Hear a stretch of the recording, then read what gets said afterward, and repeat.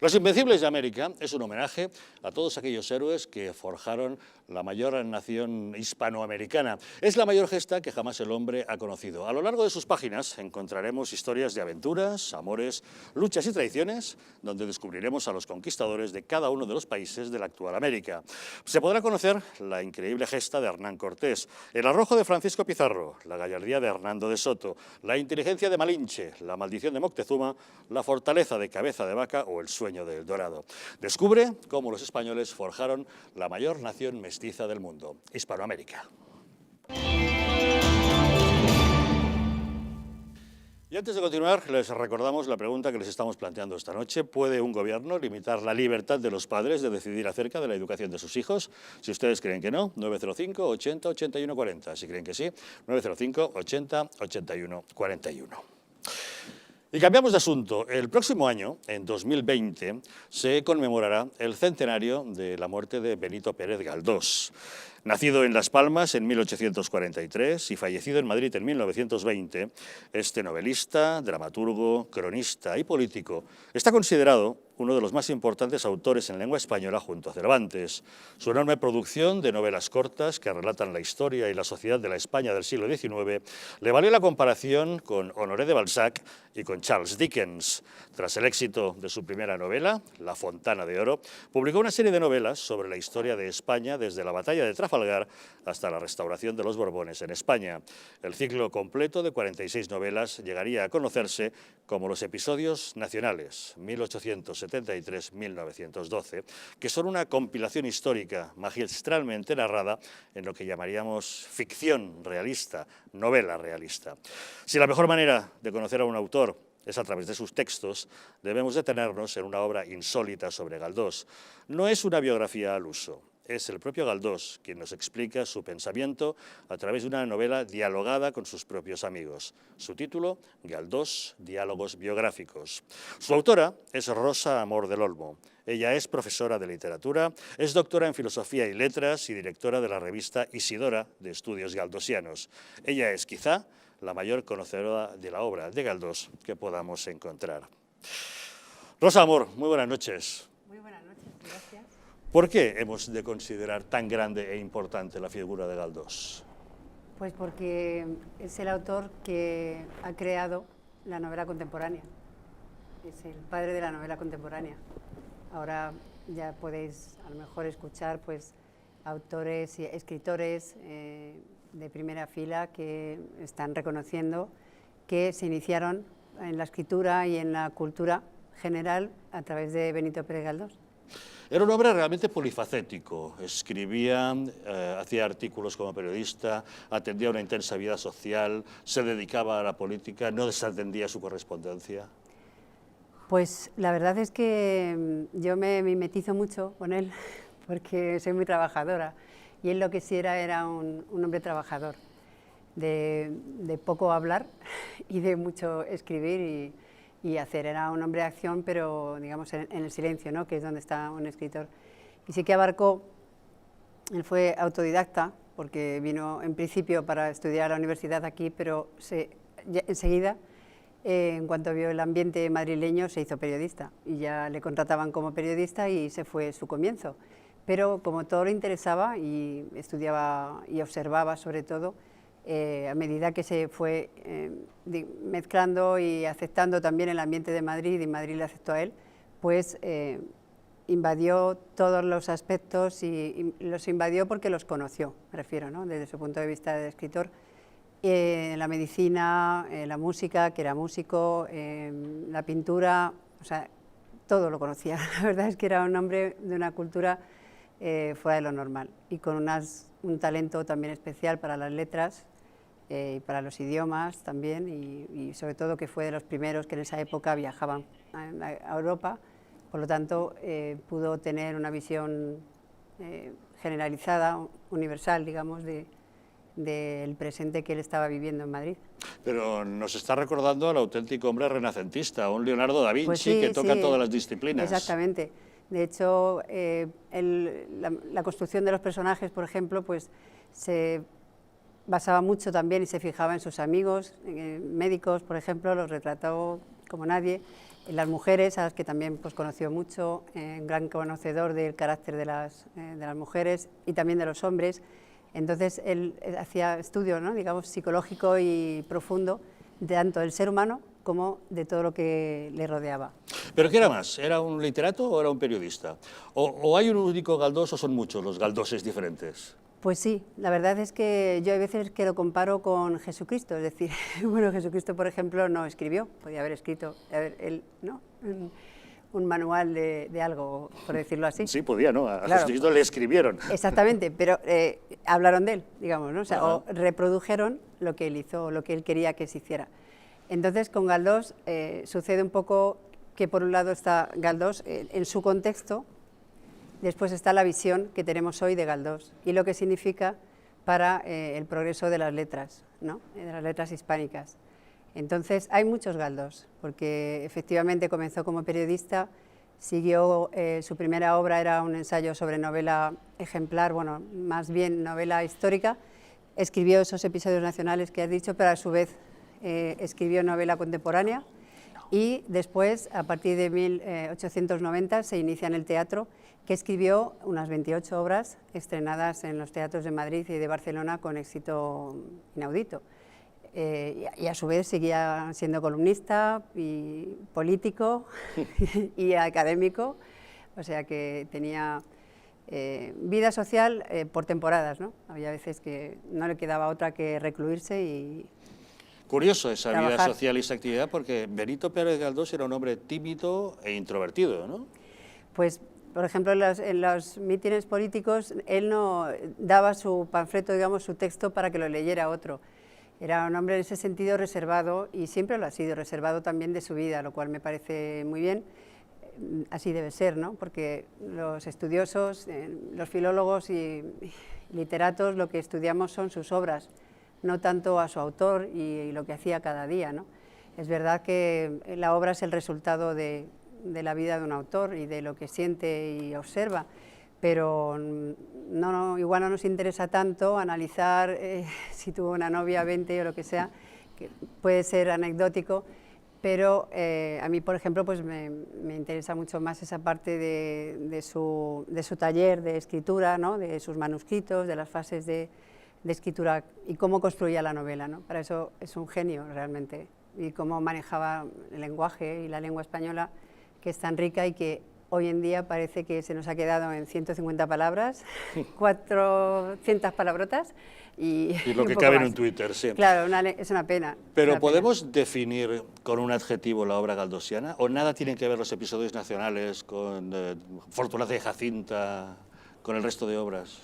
Yo diría que es el gran escritor, o sea, alguien que es grande y único, es capaz de hacer cualquier cosa, ¿no? Entonces, esto sí que él lo logró. Logró hacer, a propósito de lo que has dicho, que le compararon con Dickens y demás, todavía seguimos haciendo que cuando alguien queremos que nos eleve la moral, decimos que lo comparamos con algo de fuera, ¿no? Que es algo que hacemos de forma involuntaria, pero realmente él, claro, salió al paso muchas veces de eso y dijo, uno es lo que es y por mucho que se empeñe nunca puede ser otro. Entonces, el fijarse en cómo son otros o incluso imitarlos realmente no nos lleva a nada. Y eso lo que él hizo es ser él en su parte artística y en su parte personal y no fijarse tanto en lo que hacían los demás. Y eso que sufrió muchísimos ataques a lo largo de su vida, ¿no? También se sabía defenderse, claro, lógicamente. ¿Qué gran capacidad tenía Galdós de fusionar el lenguaje culto con el lenguaje llano de la calle sin darle patadas a nuestro idioma? Pues la verdad es que llega un momento que se lo dice en una carta a Clarín, le dice voy a observar, o sea, voy a escuchar, ahora ya voy a dejar de leer, porque tiene una biblioteca que yo no sé lo que se ha podido leer a lo largo de su vida, que está todo subrayado y todos los libros están ahí en la Casa de Las Palmas, en la Casa Museo de Las Palmas, pero le dice realmente ahora voy a escuchar. Entonces, más que transportar a lo mejor el lenguaje de la calle, es el lenguaje coloquial. Entonces, él introduce el coloquio, o sea, la forma dialogal, como una secuencia de texto insertada en algo más grande, que es una novela. Claro, luego tiene novelas dialogadas, que son ya puro diálogo, y realmente como sus 30 últimos años se centra en el teatro, pues le parece que es más directo, más fresco el reproducir cómo hablan las personas y que incluso puedes, si hablamos de adoctrinar, también lo logras con mayor veracidad que no con tanta descripción como era al principio, ¿no?, de las novelas del 19, con muchísima descripción, que son maravillosas las descripciones, ¿no?, pero a lo mejor hoy en día faltan autores que sepan describir, vamos a suponer, ¿no?, en los autores modernos de escritura, pero era tal el dominio que tenía de la lengua, no siendo madrileño. Por eso, precisamente igual, como no era madrileño, supo poner el oído en esa fraseología que se dice constantemente. Además es tan complicado insertar eso en una lengua, digamos, estándar, un español, un castellano estándar, no queda chabacano, por decirlo así, no distorsiona la lengua. Y puede haber un cultismo al lado de pues, esa frescura que da el coloquio, ¿no? ¿Era quizá porque él era un observador de la cotidianidad de la vida y luego la trasladaba a sus páginas? Sí, la verdad es que desde que puso un pie en Madrid, 17, 18 años, pues claro, lo que hacía era estar en las cafeterías, en los cafés, que no eran cafeterías, eran cafés, y asistir a todo lo que podía, ¿no?, y observar. Entonces, un escritor, además de sentir por sí mismo las cosas, lo que tiene que hacer es observar. Y esto, claro, ser muy observador. ¿Y es cierto que tenía una memoria prodigiosa? Pues sí, sí tenía una memoria prodigiosa. Claro, porque yo creo que, por ejemplo, esa naturalidad con la que refleja el habla femenina, es por eso, porque al ser músico tenía muchísimo oído, y al tener oído, pues podía él mismo argumentar esa capacidad memorística, ¿no? Sabía el Quijote de memoria y, bueno, otras cosas. Esa es una memoria que él ha trabajado precisamente por la mirada de su visión de la vida y de esa observación y el oído también. ¿Acabó pagando su militancia política? Sí, por supuesto. ¿Quizá por eso no le dieron el Nobel? Claro. Ahí, desde mi punto de vista, quizá a veces es un poco error, ¿no? Si yo lo miro como un creador. Si yo lo miro como un creador, hay veces que, claro, el compromiso político es una cosa y él, claro que por medio de sus obras y su pensamiento, él pensaba que España tenía que cambiar, ¿no? Que tampoco ha variado tanto, si lo vemos, pero claro, veía mucho más allá de lo que a lo mejor el resto de sus compañeros o ciudadanos, ¿no? Era un hombre de una lucidez casi profética. Entonces, claro, eso, alguien que es un poco extraño en pensamiento no suele encajar en la mayoría. Y políticamente no es que fuera muy peleón y estaba decepcionado también con la conjunción republicana en la que él estaba, pues, bueno, no era un hombre de chanchullos y entonces no le gustaba eso, no le gustaba que los políticos fueran veraces y que tuvieran compromiso, ¿no? Y que tuvieran esa impronta de fuerza, ¿no? y de veracidad, sobre todo. Entonces, ya en aquella época los políticos no daban ese perfil y él estaba ahí un poco, pues... Fuera de lugar. Yo creo que sí. Se acabó adaptando, ¿no? Tuvo una primera etapa más radical, más anticlerical, y una segunda más comprensiva con esa España carpetobetónica que le tocó vivir. Pues era consciente de lo que estaba sucediendo, es decir, que el 98 y la pérdida de las colonias, claro, fue un antes y un después de esa posible evolución, ¿no?, de la institución libre de enseñanza, por ejemplo, que él era heredero de esa búsqueda de novedad, ¿no?, de cambios en la sociedad y en la educación. Y claro, no conjugaba muy bien con algunos estamentos. Y eso él, por un lado, atacaba. A lo mejor se le ha tachado anticlerical, pero es que es un concepto también hoy en día fuera de contexto, que no tiene nada que ver con que uno tenga fe. No tiene nada que ver la creencia en Dios con ser anticlerical. Con eso estás atacando a los clérigos, es decir, a una institución, la que sea, X. Entonces, hay que ver un poco, creo yo, el contexto. Sí que tuvo 3 bombazos casi como bestseller, ¿no?, que llamaron mucho la atención por eso mismo, porque atacó a algo, a los jesuitas o lo que sea, que era lo que estaban un poco, a su modo de ver, manipulando la educación, y entonces esto lo atacó de una forma muy potente. Al ser republicano, pues ya tenía de momento un frente, que eran los estamentos eclesiásticos y el rey. Entonces, claro, ya a partir de 1912, que es cuando se convoca su premio Nobel, creo que se convocó 2 veces, pero una de ellas fueron los propios españoles los que escribieron para que no se lo dieran. Insiste mucho usted en que prefiere quedarse en la parte literaria más que en la personal, pero nos ha hablado mucho de esa sensibilidad hacia las mujeres. Benito Pérez Galdós murió soltero, pero el mito le acompaña acerca de una larga ristra de amantes. ¿Es eso cierto? Sí, sí, lo único que tenemos, bueno, testimonios de correspondencia que están publicados y hay pues muchos testimonios. Entonces, bueno, eso sí que es agradable no inventar, pero sí se puede distorsionar.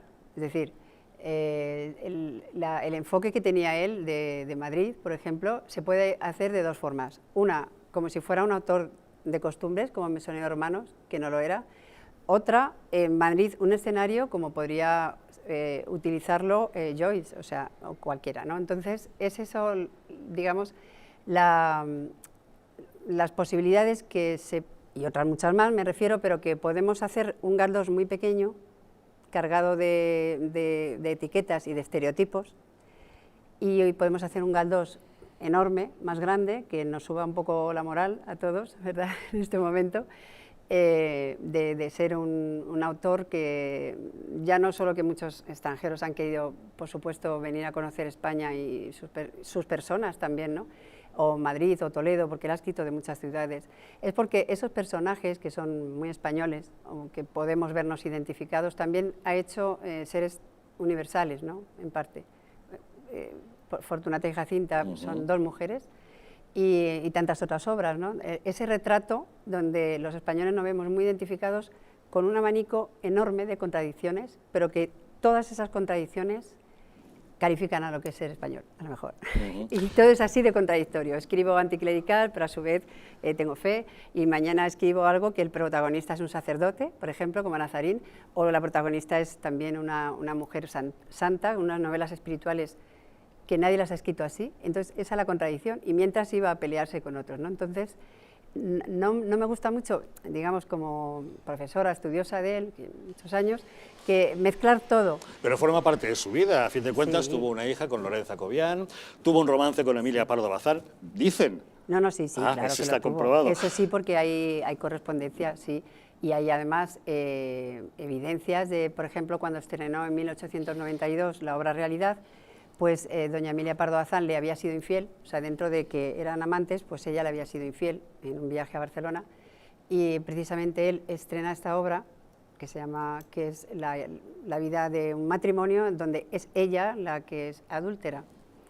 Y entonces, claro, eso pues es un reflejo claro de Emilia Pardo Bazán, quien estuvo en ese estreno, y él lo que hizo fue como devolvérsela, teniendo una historia de amor con una de las actrices secundarias, por ejemplo, ¿no?, con Concha Morel, que hacía un papel secundario, y eso ella también, pues Emilia Pardo Bazán, que era un gigante también de las letras, pues hay muchas evidencias, claro, por supuesto, y bueno, Emilia Pardo Bazán es otra incoherencia. Yo, cuando enseñaba en Francia en la universidad, mis alumnos no entendían que una escritora naturalista fuera naturalista y católica. Digo, pues es que pues ir a España, y ahí veréis cómo somos. En fin, no todos los escritores han conseguido que la Real Academia le dediquen un adjetivo a su apellido. ¿Qué quiere decir ser galdosiano? Pues yo soy galdosiana, es todo lo que tiene que ver con Galdós y con su obra, supongo. Ser galdosiano es vivir a Galdós, diría yo. Pues tendremos ocasión de vivir al Galdós el próximo año, 2020, con motivo del centenario de su muerte. Rosa Amor del Olmo, autor de Galdós, diálogos biográficos, gracias por habernos acercado un poquito más la figura de don Benito. A vosotros, muchas gracias, encantada de Nos vamos a hacer una pequeña pausa, de inmediato volvemos para hablarles de que los catalanes empiezan a estar cada vez más hartos de los independentistas y de los disturbios que les están causando, pero antes les recordamos la pregunta que les estamos formulando esta noche. ¿Puede un gobierno limitar la libertad de los padres a la hora de decidir la educación de sus hijos? Si ustedes creen que no, 905 80 81 40. Si creen que sí, 905 80 81 41.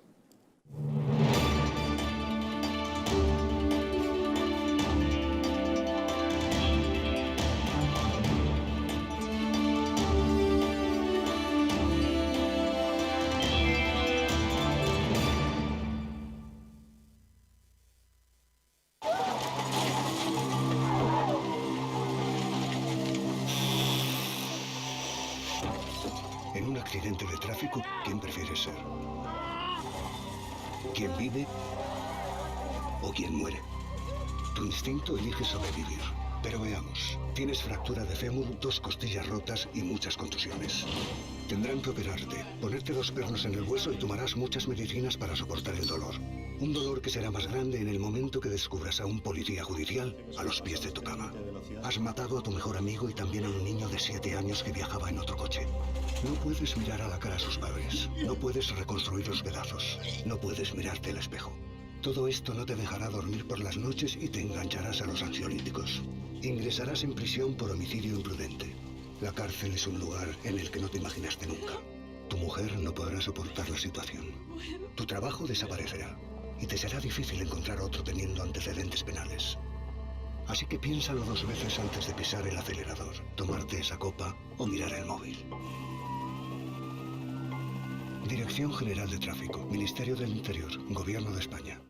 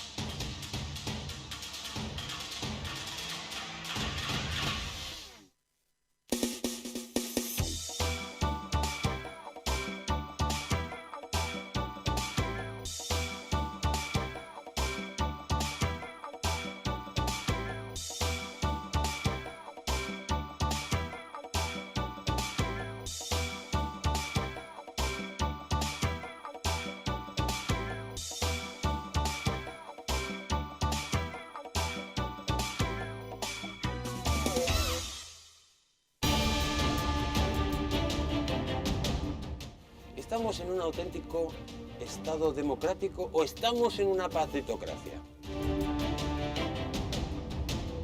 Porque este programa se hace para ustedes.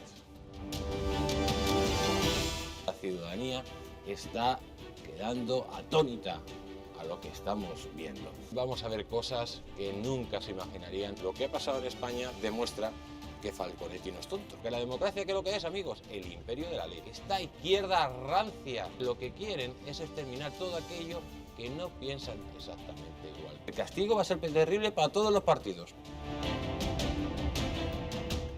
Porque se avecina una crisis de unas dimensiones estratosféricas.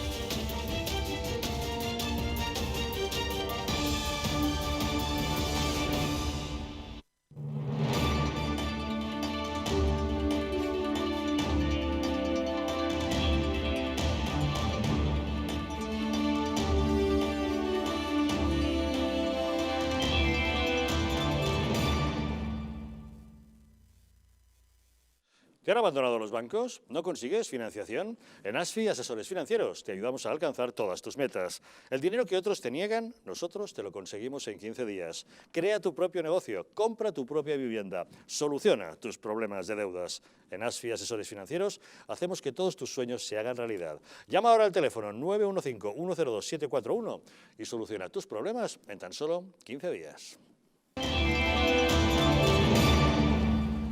Y le recordamos la pregunta que les estamos planteando esta noche. ¿Puede un gobierno limitar la libertad de los padres a la hora de decidir la educación de sus hijos? Si ustedes creen que no, 905 80 81 40. Si creen que sí, 905 80 81 41.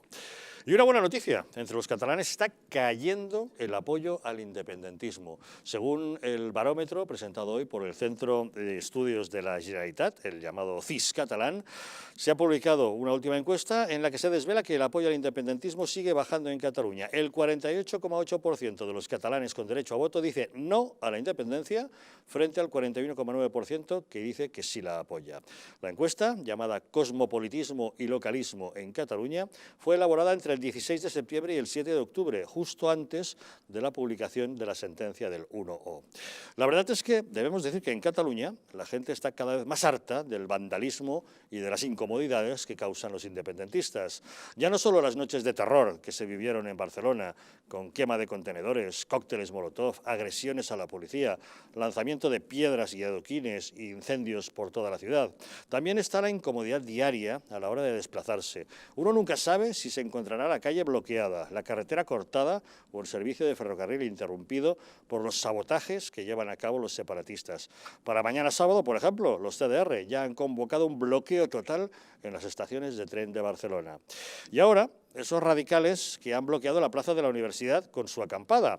El tráfico en buena parte de l'Eixample se ha convertido en un caos y en un eterno atasco. Los comerciantes ya están hartos de perder clientes todos los fines de semana y las barricadas de basura y de desperdicios han convertido el barrio en un foco de malos olores. Ni el Ayuntamiento de Ada Colau ni la Generalitat de Quim Torra hacen nada por proteger a los ciudadanos ante esos vándalos.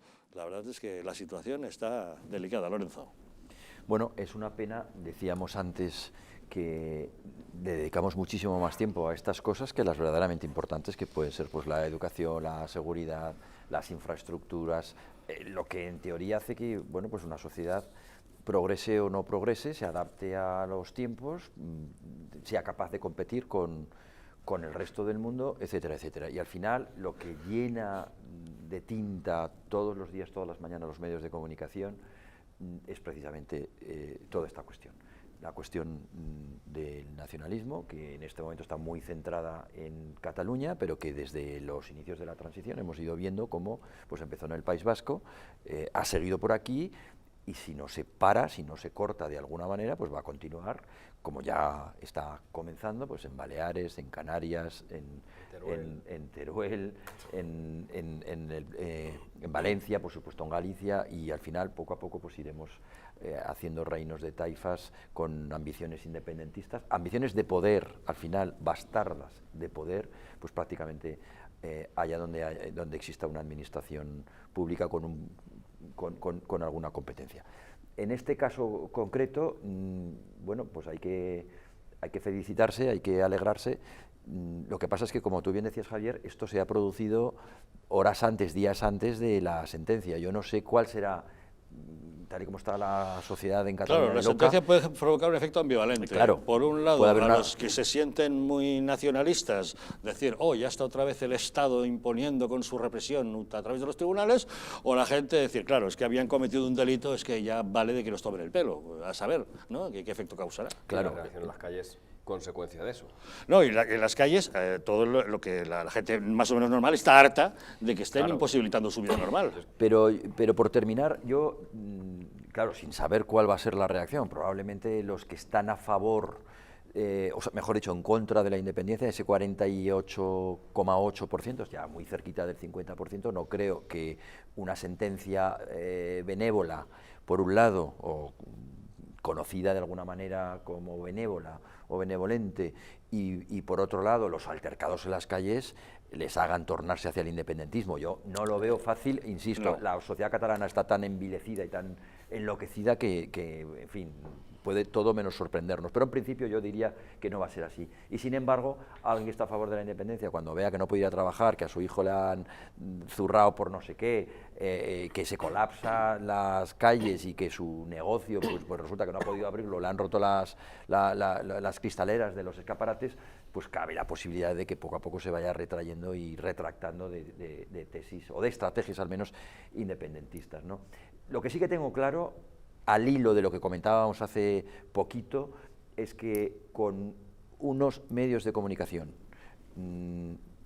vamos a decir, completamente independientes, no vendidos a la idea nacionalista, es decir, no totalitarios, y por otro lado, con un sistema de educación pública también completamente neutro, es decir, sin ningún tipo de ideología, ese 41% a la vuelta de una década, yo estoy casi seguro, por supuesto convencidísimo, de que estaríamos hablando de cifras muy menores, de un 15%, un 10%, una cosa así. Por lo tanto, yo vuelvo otra vez a lo mismo, a apelar donde realmente hay que apelar, a los partidos políticos. Hay partidos políticos que se dicen constitucionalistas, que al final acaban siendo el 70 o el 80% todavía de los escaños en el Congreso, que les costaría 1 minuto y medio, no digo 1 minuto y medio, porque hay que reformar la Constitución a estas alturas, pero en 6 meses le han dado la vuelta a esto, y podríamos estar hablando de lo verdaderamente interesante. Pero hay tanta ambición, como hemos dicho antes, bastarda de poder, hay tantos proyectos espurios dentro de ese Parlamento, que mi opinión es que o cambiamos la manera de seleccionar a la gente que hay ahí dentro, o llevamos 40 años, vale ya de que nos engañemos, viendo que esto no es posible cambiarlo de otra manera. Bueno, el análisis que yo hago de pues esta encuesta de este CIS catalán, ¿no? por la analogía, es positiva, que duda cabe, que crezca la mayoría de gente que en Cataluña pues, no está a favor de la independencia. ¿Consecuencia de por qué puede ir subiendo al alza? Pues es una cosa muy sencilla de explicar, quizá más difícil de ir asimilando en cada uno de los sentimientos de los catalanes que hayan dado ese paso, ¿no? Desde mi modo de ver, desde mi punto de vista, de coherencia y de raciocinio. ¿Por qué? Bueno, pues porque van viendo las consecuencias nefastas que traería una hipotética independencia en Cataluña. No olvidemos que, independientemente que la encuesta se haya hecho antes o después de la sentencia, sí es cierto que la sangría de empresas que se ha ido yendo de Cataluña, pues precisamente por ese peligro, ese riesgo de independencia, ha sido muy alto. Esto ha causado un efecto dominó de la propia economía de Cataluña, con turistas que cada vez han ido viniendo menos, llegando menos a Cataluña y también por tanto a España. Es decir, al final el bolsillo también aprieta. Cuando a uno le toca en el bolsillo, empieza a pensárselo. Y si además del bolsillo lo fundamental es que le tocas derechos, ¿vale?, y libertades, entonces ya la cosa se recrudece.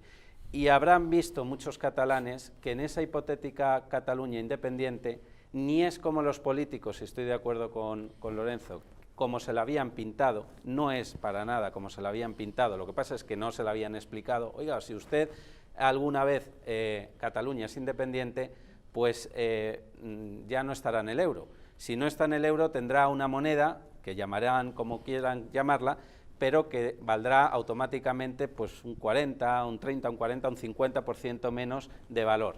Por tanto, se van ustedes a la ruina. Claro, esto hay que explicarlo.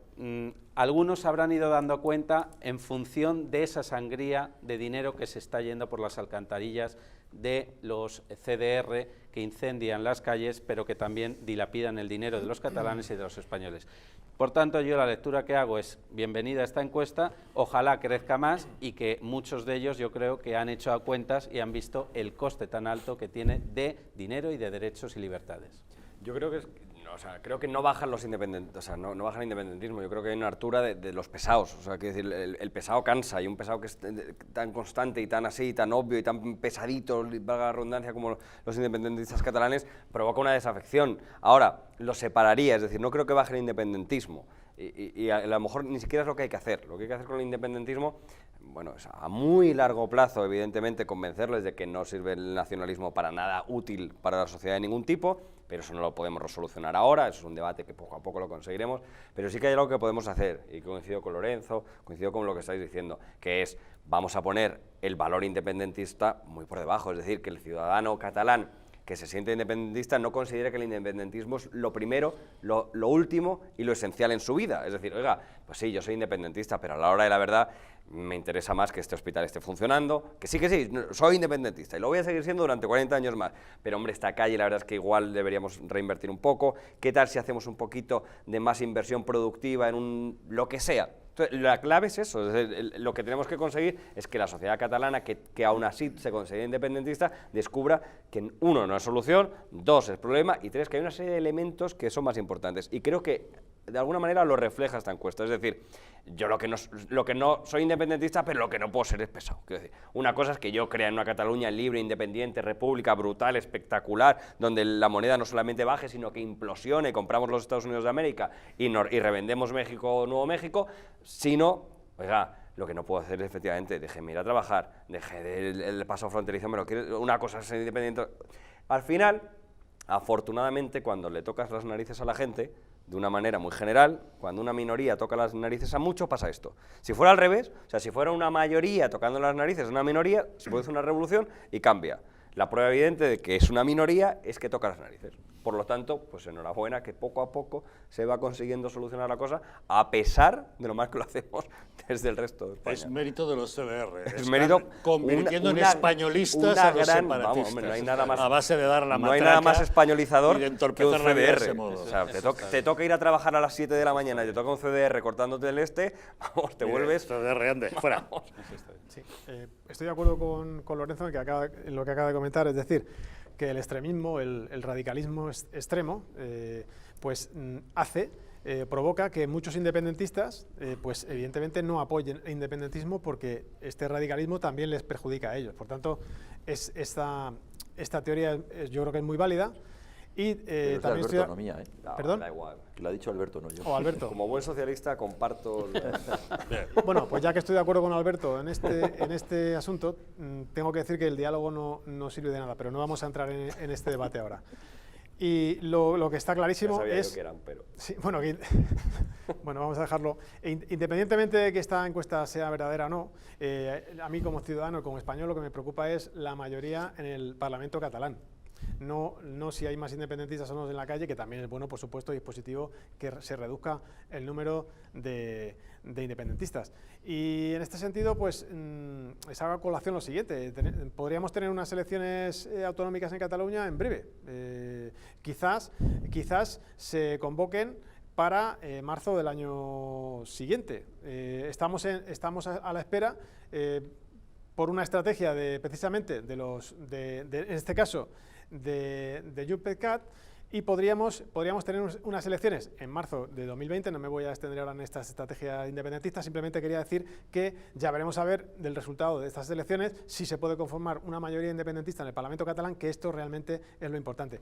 Y también quería, por último, terminar pues aludiendo a algo que has comentado tú, Carlos, con muy buen criterio desde mi humilde punto de vista, y es que la financiación es la clave de todo. Es decir, en Cataluña los empresarios independentistas son los que triunfan, porque los contratos se los concede la Generalitat a estos empresarios que se han definido independentistas previamente. A nivel profesional igual, un profesional en los medios de comunicación, ya que estamos aquí en un medio de comunicación, si eres periodista independentista en Cataluña, pues evidentemente puedes llegar incluso a presidente de TV3 y ganar, como dijo Arrimadas hace escasamente pues una semana o una semana y media, pues que expuso públicamente el sueldo que ganaba el presidente de TV3. Si no eres independentista, evidentemente TV3 no te va a hacer un hueco, y si eres periodista en este caso, pues estás condenado a irte de Cataluña o a vivir en precario, ¿no? Y así podemos continuar pues, a nivel empresarial, a nivel social, a nivel político, a nivel de asociaciones, evidentemente, que son las subvencionadas son las independentistas. En cualquier caso, resumo. Si eres independentista, tanto si eres persona física como jurídica, si te defines como independentista, tienes ese perfil, puedes triunfar en la sociedad catalana. Toda esa si parte no, de las subvenciones no ha cambiado. De hecho, mientras había subvenciones, mientras existía todo eso que es terrible que estaba describiendo, el independentismo subía. Lo que lo está haciendo, entre comillas, bajar, es que un independentista le diga a otro: oiga, ¿qué tiene que ver mi independentismo con que me cortes el metro? Porque la parte de las subvenciones precisamente era lo que casi hacía alzar, porque, hombre, todo movimiento político bien subvencionado tiende a subir irremediablemente. Por lo tanto, eso que tú dices no es lo que ha saltado, esa realidad vergonzosa no es la que ha roto el apoyo al independentismo, bueno, un poquito, sino más bien cuando el independentismo ha dado muestras de ser incapaz de desarrollar nada concreto y lo único literal que saca a la calle es fuego. Ahí es cuando el independentista, subvencionado o no subvencionado, diga... Vamos a ver, si tú eres un profesional o tienes una empresa y sabes que a través del independentismo vas a conseguir un contrato o vas a conseguir una subvención, sube el independentismo. Exactamente, claro. Pero si esa financiación se corta de una vez por todas y se mande un mensaje por parte de los poderes públicos a la ciudadanía y a las empresas en Cataluña, diciéndoles que se acabó, que si eres independentista no vas a ascender profesionalmente ni vas a conseguir un contrato de la Generalitat. Luego no es la causa, que es lo que te estamos diciendo. Eso no ha sido la causa de que el independentismo haya remitido un poquito. Ya Por hemos eso hablado, no te- de, no, ya yo hemos no te hablado del entiendo bien. radicalismo en las calles, de la violencia. Sí, Tampoco pero yo tiene que ser lo contrario. yo es estoy decir, hablando si tú eres de una posible independentista, solución. Me da igual, quiero decir, en el puesto este de trabajo de TV3 no te lo voy a dar ni por ser independentista ni por no serlo. O sea, no nos pasemos ahora por el otro lado. Y luego hay una cosa que, bueno, Alberto lo ha denominado de pesado y yo le entiendo bien lo que quiere decir, porque no son solo pesados. No, es algo más, Ojalá sí, fueran algo más, pesados claro. solo. Yo te he entendido, Alberto. Yo le voy a decir que son delincuentes, claro, porque es lo que dice el Código Penal. Pero es que esto lo subrayo aquí porque también la gente, cuando ve que otro, por mantener una idea, se salta el Parlamento, se salta el debate y salta a quemar un contenedor o a cortar una autopista, pues está cometiendo delitos, y que las consecuencias que tienen esos delitos, afortunadamente, y como no podía ser de otra forma en un Estado de Derecho, pues lleva acarreadas penas que en la mayor parte de los casos ya veremos cómo acaba, pero están tipificadas como delitos con penas de prisión. Claro, la gente dice, bueno, esto está muy bien, pero además de que, como efectivamente dice, son muy pesados y me hacen llegar tarde al trabajo, son delincuentes. Y la gente, yo creo que con los delincuentes, incluso los que son independentistas de toda la vida y tal, no están. Con la minoría de independentistas fanáticos, terroristas y delincuentes, la gran mayoría, incluida la de los independentistas, no están, simplemente porque la gente no es delincuente, porque la mayoría de la gente no es delincuente, a Dios gracias, y que para eso tenemos las leyes para contener a los que lo sean. Más la sociedad catalana, aquí tenemos un catalán, yo creo que corroborará lo que digo, no se caracteriza precisamente por ser la más valiente, ¿no? Cataluña fue la que más recibió con más ardor, con los brazos abiertos a Franco en su momento, después a la democracia, etcétera, etcétera. Es decir, La sociedad que ha habido- catalana apuesta históricamente por la normalidad. Claro, por el trabajo, por generar riqueza, el famoso Seni, que porque ha las cosas, desaparecido, porque pero las bueno. cosas funcionan. Ajá. Entonces, este brote de violencia que se ha desatado ahora no va con el espíritu de los catalanes. Incluso aquellos nacionalistas que de buena fe querían entrar en esa ensoñación de la independencia, lo hacían de buenas maneras, se sentirán escandalizados ante esto que están Claro, viendo. pues ¿no? eso quería decir. ¿Qué pasa? Que luego hay mucha gente que se deja llevar por el disturbio, por ir contra el sistema y una serie de cosas.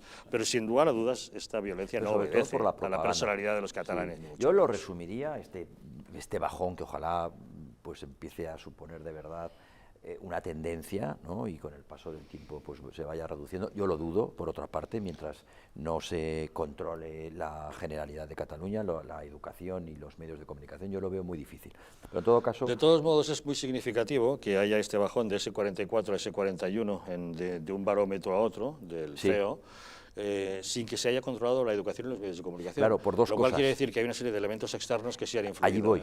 Ver que no tiene sentido, empezar a darse cuenta, estrellarse contra la realidad Eso iba a decir. de que es una ilusión. Es eso, lo de la República no existe, es idiota, que dijo el famoso Mossos d'Esquadra. Oye, ¿qué hace usted? Que esto no existe, ¿no? Esa constatación. Dos, que haya empezado a verse las vergüenzas de esos A destruir, ilustres en vez de a apellidos crear. de la oligarquía catalana. Resulta que no era Madrid quien robaba, sino esos apellidos ilustres catalanes eran los que robaban. El hecho de ver que efectivamente su Parlamento y sus representantes políticos entran en la ilegalidad para ya sacar... O sea, hay una serie de cosas Que se roban en sus propias acampadas. que Que sí están pese a la mermando, que pese a la propaganda. baja.